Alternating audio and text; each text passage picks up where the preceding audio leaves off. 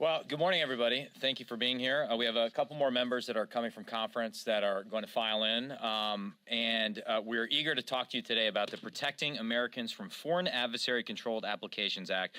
I want to give a special note of thanks to my ranking member, Congressman Krishnamoorthi, who has been great to work with on all of the things we've done in the Select Committee, but particularly on this issue, which is a complex issue. And we would not be here today with a bipartisan bill, and I would say a bill that has the support of multiple branches of our government, were it not for his team and himself in particular working very constructively with ours, as well as just the members of the Select Committee in general and members of the E&C Committee as well. This has been a very constructive conversation on a complicated issue.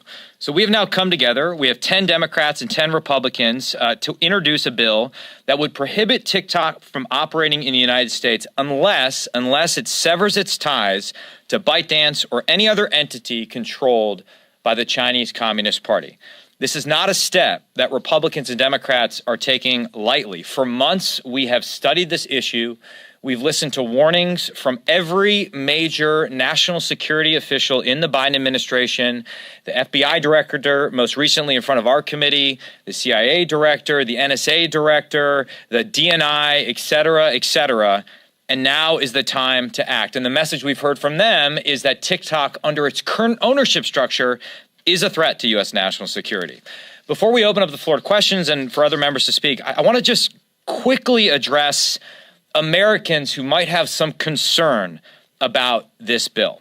Whether you're a mom worried about your kids on social media in general or TikTok in particular, or you are a college student who uses the app to connect with friends, or you're an aspiring influencer, I would say this: if you value your personal freedom and privacy online, if you care about Americans' national security at home, and yes, even if you want TikTok to stick around in the United States, this bill offers the only real step toward each of those goals. Let me explain why. TikTok is based in China. In China, there is no such thing as a private company. The ruling authority, the Chinese Communist Party, and its leader, Xi Jinping, have their hands deep in the inner workings of the company, with devastating consequences for our own personal freedoms. And in compliance with Chinese law, TikTok's parent company, ByteDance, is legally required to support the work of the Chinese Communist Party. And under ByteDance ownership structure, the Chinese government has the ability to manipulate TikTok's algorithm, surveil its users, and conduct influence operations that quietly populate Americans' For You pages. This is a problem because TikTok isn't just an app for funny dance videos. It is increasingly a news source for Americans under the age of 30. And allowing a CCP-controlled entity like TikTok to become the dominant media player in America would be like if in 1962, at the height of the Cold War, right before the Cuban Missile Crisis, we'd allowed Pravda and the KGB to purchase the New York Times, the Washington Post, ABC, and NBC. But, and this is crucial, there is a path forward for TikTok. As outlined in our bipartisan bill, if TikTok is completely divested by CCP-controlled ByteDance, if there is a separation, the app can remain in the United States. Through this bill, we want to ensure divestment, not censorship. If an entity other than a CCP-controlled entity owns TikTok, Americans can still share whatever content they like, no matter how bad the dance moves may be. But instead of being fed whatever the opaque Communist Party-controlled algorithm dictates, Americans will then have real freedom of thought and expression. And for TikTok's users, employees, and investors, I would submit this bill provides the only path for the app to continue its operations in the United States without threatening Americans' online freedom, privacy, and security. We need this bill because we simply cannot allow an app controlled by our nation's foremost adversary and competitor to take over the American media landscape. We cannot place the hearts and minds of the next generation of Americans in the hands of a communist aggressor. We must act, and I urge the rest of our colleagues in the House and the Senate and the executive branch to act now before it's too late. And with that, and with apologies for my extended remarks, I'll turn it over to the ranking member, Raja Krishnamoorthi. Thank you, Chairman, and thank you for your team and your steadfast collaboration on this. I want to thank Kathy McMorris Rogers, Frank Malone, of E&C. I want to thank all my colleagues here, as well as the White House and the Biden administration, for their tremendous input with regard to this bill. Folks, this bill is not a ban, and it's really not about TikTok. This bill is a choice, and it's a choice for ByteDance, as well as any other social media app controlled by a foreign adversary. ByteDance has repeatedly used the TikTok platform in ways that undermine not just American national security, but the interests of its users. Now, let me just walk you through 3 recent examples of how ByteDance has made false statements with regard to its connections to the Chinese Communist Party and its access to American user data. First of all, let me show you this little picture here. Dusty, could you help us out? Thanks. I need to have a chart, I Raj. know, right? You always have a chart. Okay, this is a picture of the editor-in-chief of ByteDance. His name is Zhang Fuping. He happens to be the general secretary of the Chinese Communist Party cell embedded in ByteDance. And he's standing next to this guy, who is the head of the People's Armed Police Political Work Department of the Chinese Communist Party. This man is the editor-in-chief of ByteDance, and he is a CCP member. So whenever ByteDance says it's not controlled by the CCP, that's false. Secondly, ByteDance says that TikTok user data of Americans is solely in the United States or in Singapore. That's false. Some of this user data is on PRC servers. On top of that, recently, it was revealed that ByteDance's China-based employees routinely access American user data, regardless of what TikTok wants. Third, ByteDance has claimed that they never target any members of the U.S. government, activists, public figures, or journalists. False again. Following reports that ByteDance accessed American data, ByteDance employees accessed the TikTok data of those very journalists to target them.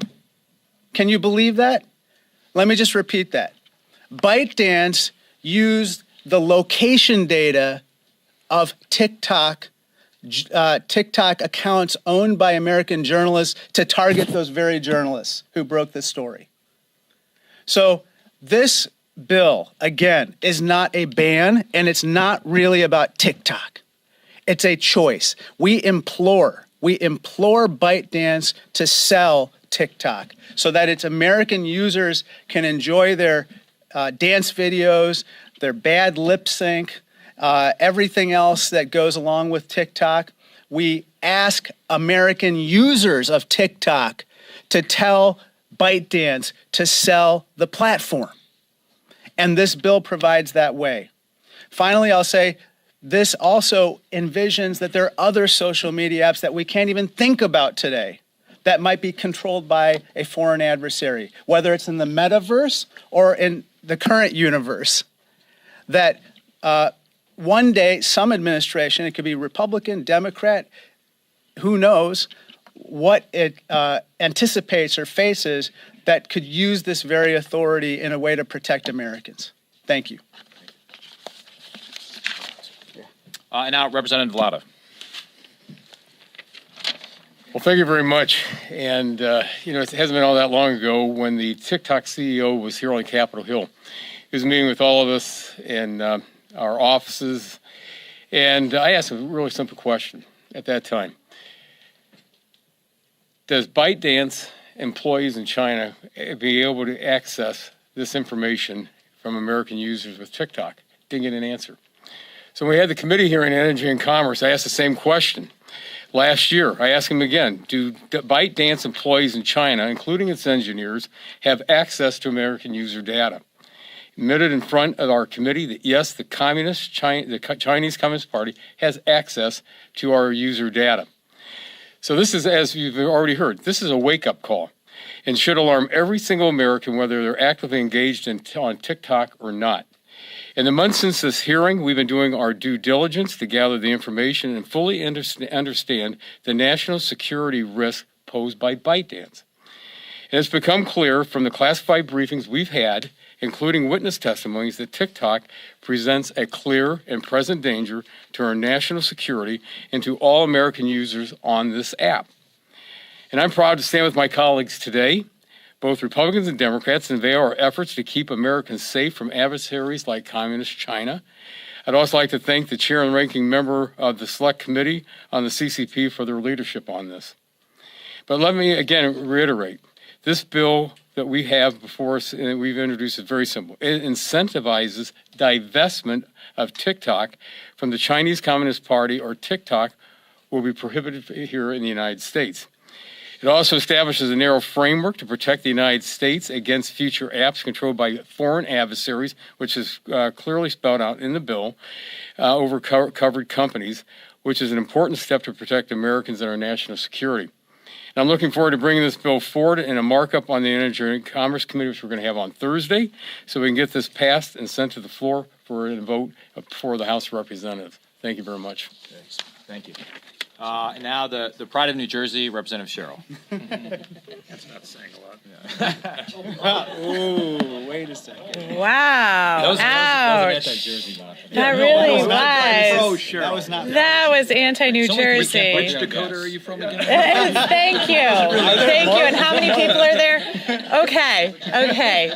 Wow, rough. I mean, we're trying to be bipartisan here. Really harsh, really harsh.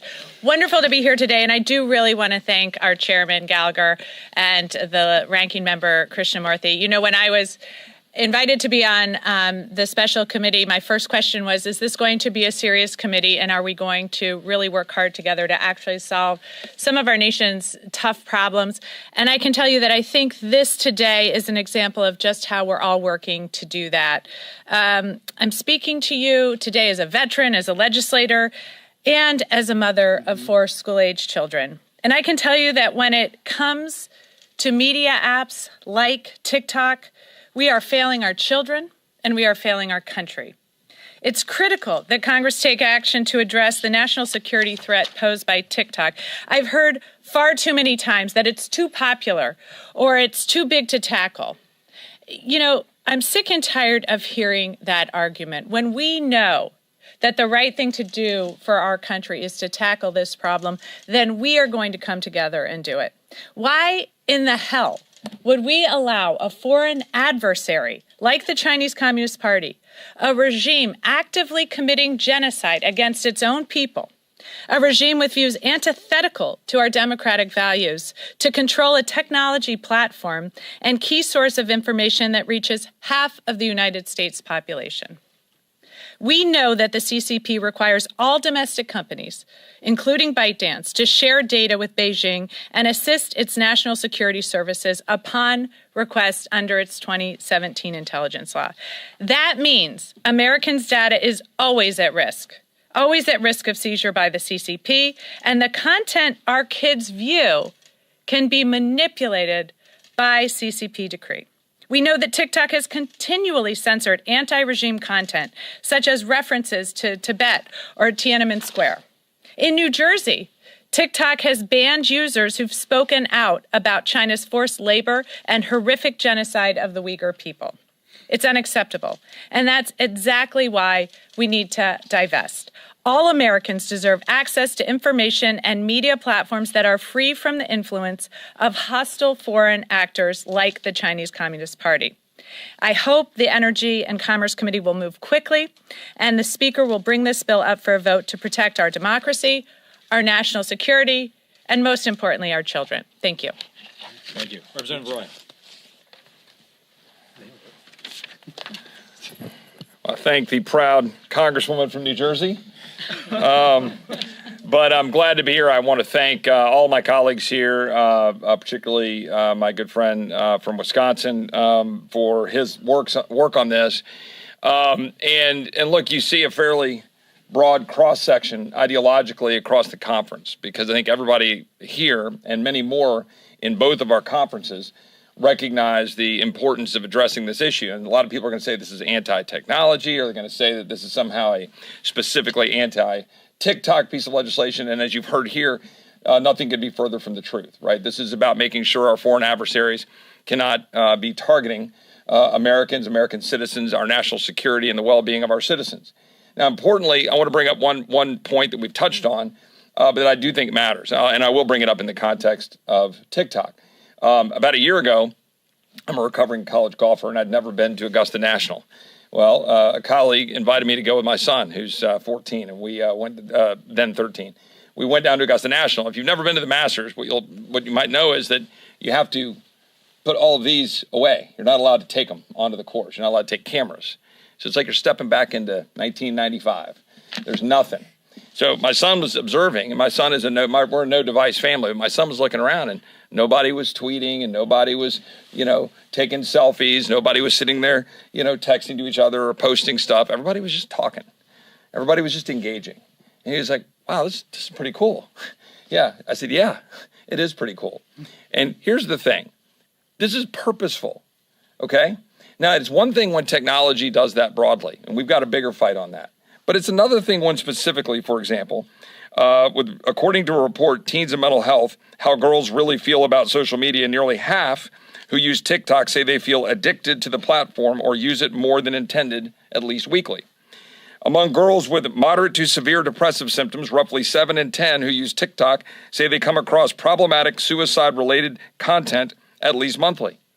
Same study, when researchers posed as 13-year-old users and searched and liked mental health videos, they received potentially harmful content, including about eating disorders and self-harm from TikTok every few minutes or more. My daughter turns 13 in about 3 weeks. This is a real concern because here's the deal. China makes its teens use a teenage version with a different content. They're targeting our children, and it's purposeful. They're targeting their children with different content. Why would that be? We're just simply here saying we should have technology like this not being controlled by the CCP or our adversaries. It is that simple. I'm proud to be a part of it. I'm unapologetically a part of it, and we're just getting started. I yield back. Thank you. And to your point, any bill that could bring together a conservative like me and a moderate like Chip Roy has got to be a good bill. From your lips, God's ears, brother. Congresswoman Kemick. Yeah.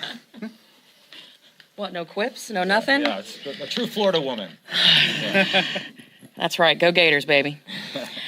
Well, good morning. I'm so glad to see this room filled because what we have to say today is so important.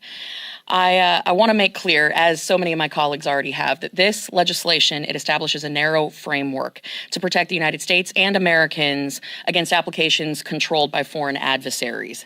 And perhaps most importantly, incentivizes divestment from adversarial nations. As has been stated here multiple times, it is not a ban. TikTok, it is not a ban. And I don't care how many times you want to put that out on social media, it's not a ban. But again, thank you for proving our point that you're manipulators. The CCP threat is very real, and sorry, I'm feeling sassy today. I know, I'm trying to rein it in. The CCP threat, it's very real, and it is very serious. Tomorrow, the Energy and Commerce Committee will hold a markup on this bill and a companion piece of legislation, the Protecting Americans' Data from Foreign Adversaries Act. A group of dedicated lawmakers have worked significantly, in depth, and collaboratively on this bill. And it cuts across both chambers and on both sides of the aisle. Lawmakers, as was pointed out, from all factions of the House and Senate are coming together because this is not political. This is about the United States sovereignty, protecting Americans, our national security, and our constitutional rights. Now, within hours of the announcement of this legislation, TikTok, who just happens to be the most public forward-facing entity, which again, this isn't against TikTok specifically, but any app that is owned by a foreign adversary, they came out with a statement calling it a ban, which as we have pointed out and corrected the record, it is not, and claimed that they would be fighting for Americans' First Amendment rights. Thank you, TikTok, for proving our point. You are manipulators, you don't tell the truth, and you damn sure don't give one iota about Americans' constitutional rights. The irony of the CCP claiming to stand up for Americans' First Amendment rights is definitely the joke of the century. They seem to have forgotten that they not only steal Americans' data, violate their Fourth Amendment rights regularly, but also violate Americans' First Amendment rights daily. The data proves it, and I invite members of the press to review the data that we have here. I know several of my colleagues have talked about these points, about how there's suppression of different content that doesn't align with the CCP, how it's amplified or suppressed. I'll give you some very specific numbers. When the Hong Kong protests were at their peak, there was a 180-to-1 ratio on Instagram versus TikTok. On Instagram, the hashtag Hong Kong protest was generating 132,000 hashtags. On TikTok, 762 in the exact same time period. Now, there's on any other issue, pick Taylor Swift, whatever, it's a 2-to-1 ratio. You can see how that is completely out of whack. On COVID blame, over a 400-to-1 ratio.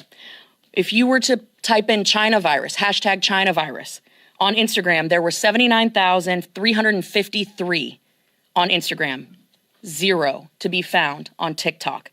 When it came to Tiananmen, shock.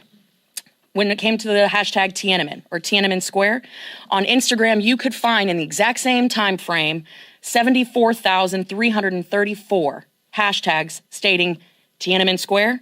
On TikTok, 1,290. It goes on and on. You can see the data. It is in black and white. And I encourage you guys to share this, because while TikTok is going to try to sell an emotional appeal that they are out here defending Americans' rights, we know that they are turning content creators into foot soldiers. That is what this is about. This is a Chinese communist-controlled company complaining that they won't have unfettered access to Americans' private data, geolocations, metadata, and contacts. Remember, this is a CCP-controlled company claiming to stand up for constitutional rights while simultaneously engaging in slavery and horrific human rights abuses. We cannot forget that. And for anyone who is confused about the long-term goal, about foreign adversaries utilizing apps in America, it is so in this case specifically, China is looking to build a language model for their AI platforms to be able to use it to dictate U.S. policy. Everything that we have seen up to this point has been a beta test. That is not a conspiracy theory. The data, it speaks for itself. I never in my lifetime would have ever thought that I would be seeing Americans reading Osama bin Laden's letter to America and making excuses and apologizing and doing the bidding of our adversaries. If you think that's a coincidence, you're not paying attention. So again, make no mistake, this evidence, it is clear, it is damning. The CCP has golden shares in ByteDance, the parent company of TikTok, and while this is not singularly about one company, and it is not a ban, they love to be front and center on this issue, so they've opened that door. The harder that they try to salvage their ability to infiltrate our phones and our communities and the lives of 150 million Americans plus, the more clear it will become. For them, this is not about being profitable. We know that that's Meta's goal. It's not about the money. It is about access and it is about control. The CCP and the companies they control are pissed off that they will no longer have unfettered access, and today is when it stops. So thank you for being here, and thank you to my colleagues for all your hard work on this. Thank you. And finally, from one of the Dakotas. Hard to know which one, really. Yeah, hard to know which one. East Dakota. Yes, that's right, yeah. As currently configured, TikTok is a national security threat. Now, you don't need to take my word for it. Both Energy and Commerce and the Select Committee on the Chinese Communist Party have done an exceptional job over the course of the last year of building that evidentiary record. Experts from one end of the political spectrum to the other have made it clear that TikTok, as currently configured, is a national security threat. A few weeks ago, I asked Secretary Leon Panetta and Secretary Mike Pompeo if TikTok was simply Chinese Communist Party malware. And they both said that it was. During the height of the Cold War, I think Americans would rightfully have been concerned if the Soviets had purchased the Wall Street Journal and the LA Times, WNAX Radio, the CBS Evening News, and the Sioux Falls Argus Leader. They would have been concerned regardless of what the content on those platforms was. They would have rightly understood the national security threat that would come from having one of our adversaries control such a large portion of the American public square. Our goal is not to shut down TikTok. Our goal is to decouple TikTok and other platforms from the malign influence and control of the Chinese Communist Party. And as the ranking member said, there is a choice. This platform does not have to be shut down. It just has to be a platform that does not serve the interests of one of America's adversaries. Thank you. With that, we will entertain any questions you have. Oh, now do I have to choose? Go for it. I actually have a question for Mr. Krishnamoorthi. Even better, yeah. I will prioritize questions that to not me. Okay. Yeah. The administration has, worked with some of you on this bill. What about, though, the concern that they've worked on trying to do something about TikTok, but in the president's campaign, he has relied on TikTok and encouraged them to use TikTok to reach younger voters? Is there an inconsistency there? I'm not going to tell them how to campaign. I don't have a TikTok account on my personal device, and as you know, it's banned on public devices here in Congress. I would just say, look, we know what the facts are, and I would just ask people to be very careful and cautious in using it. It is legal today to use it here, even though the CCP has influence over, controls ByteDance, but I'd be very cautious. I echo. Can you speak at front? I certainly echo Raja's comments. I don't have TikTok myself. My children are not supposed to have TikTok. If you're paying attention, which they're not, you shouldn't have TikTok. I think it's something that shouldn't be on any government platforms. I certainly think it's a dangerous app that can influence with Chinese propaganda our population should the CCP want to do that. Can I say, just not that you didn't ask it to me, but I understand the desire to reach younger voters. I mean, people are in the business of getting reelected here, but in the carefully, narrowly focused bill we've come up with here, TikTok could live on and people could do whatever they want on it, provided there is that separation. Again, it is not a ban. Think of this as a surgery designed to remove the tumor and thereby save the patient in the process. Okay? Yes, ma'am. Timing. Assuming this bill is on a fast track to passage, which again is an uncertainty, it's an election year. How much time does ByteDance have to spin off TikTok? Is it like once the ink is dry on the bill? 165 days, so roughly 6 months. Yeah. So and do you want to quickly say something, Richie, or do we want to? Richie, you want to say something? Yeah, please, just It's got to be good. and then we'll get to as many questions as possible. Make sure you don't repeat anything. Well, as the youngest speaker here, I'm kidding. Well, first, it's an honor to be here. I'm not part of the TikTok generation, but I share the concern that TikTok has become a prohibitive national security risk that we can no longer afford to ignore. The Chinese Communist Party has no First Amendment right to control TikTok, any more than the Soviet Union had a First Amendment right to control ABC and NBC and CBS during the Cold War. As many of you know, TikTok is not merely a social media platform. It is the leading news source for the next generation. And the fact that we're putting the leading news source for the most impressionable minds in our society in the hands of our leading foreign adversary is an act of self-sabotage. It's an act of suicide. And as a New Yorker who lived through 9/11, I never thought in my wildest nightmares that I would see Osama bin Laden's letter to America trending on TikTok. So if that is not enough of a provocation to effectuate a forced sale of TikTok, I'm not sure what would be. So I'm honored to support this bill. And when Richie and Kat are singing from the same sheet of music. I know, that's There's been no clear voice in Congress that I've come across in terms of combating the anti-Semitism we've seen recently. So thank you, Congressman Torres. I don't like choosing between people, but go. Great. I'll help you choose. So Senator Warner, obviously. I just don't know if there's like an unofficial rank structure here or like who's in charge. I'm an introvert. How many followers do you have? Yeah. Not on TikTok. Senator Warner says that he has some concern concerns about the constitutionality of an Yeah. approach that names specific companies. I just wanted to get your response to that, as well as kind of get an understanding of why there are companies named in this legislation, and do you think that's going to have constitutional issues? We've worked very hard, and I would invite our constitutional lawyers to comment to ensure that there's no issue with the bill of attainder. We've actually learned from the Senate experience on this, and while we do call out CCP-controlled company ByteDance, the bill is obviously about more.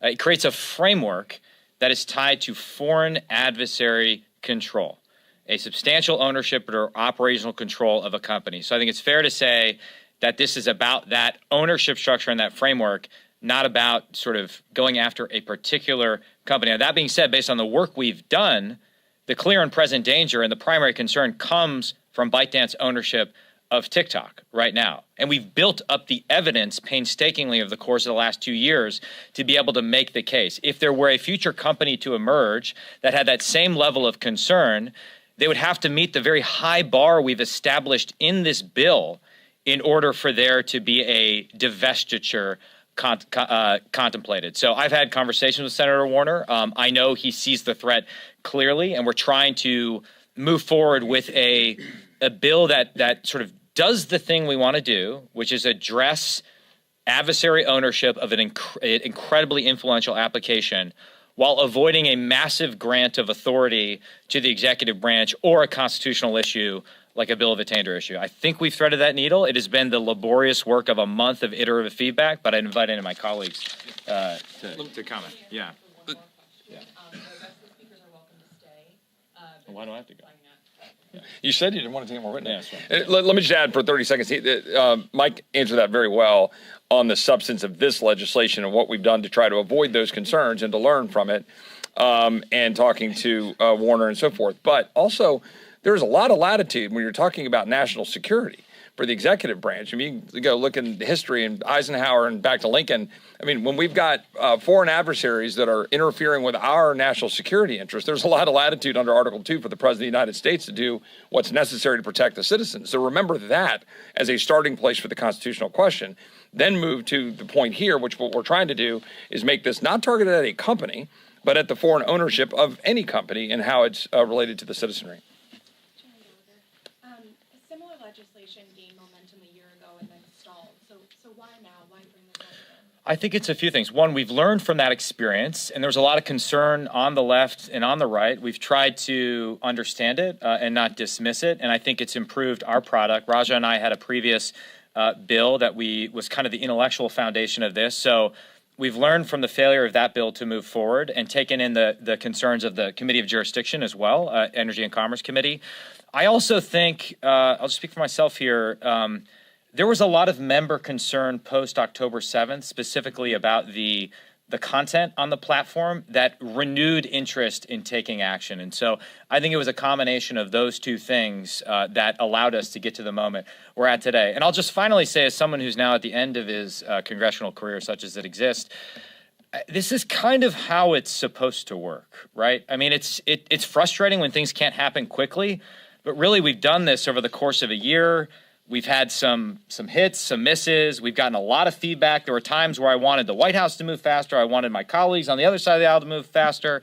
But like through that process, we've emerged at a framework that we think is thoughtful, deliberative, focused, avoids any constitutional pitfalls, and represents a viable path forward on a critical national security issue. Plus, let me just add, in the waning hours of his tenure in Congress, we've got to take advantage of this time left in this Capitol. But no, in all seriousness, this is also an election year. We were in Taiwan last week. Good point. And the Taiwanese elections were heavily interfered with by the CCP.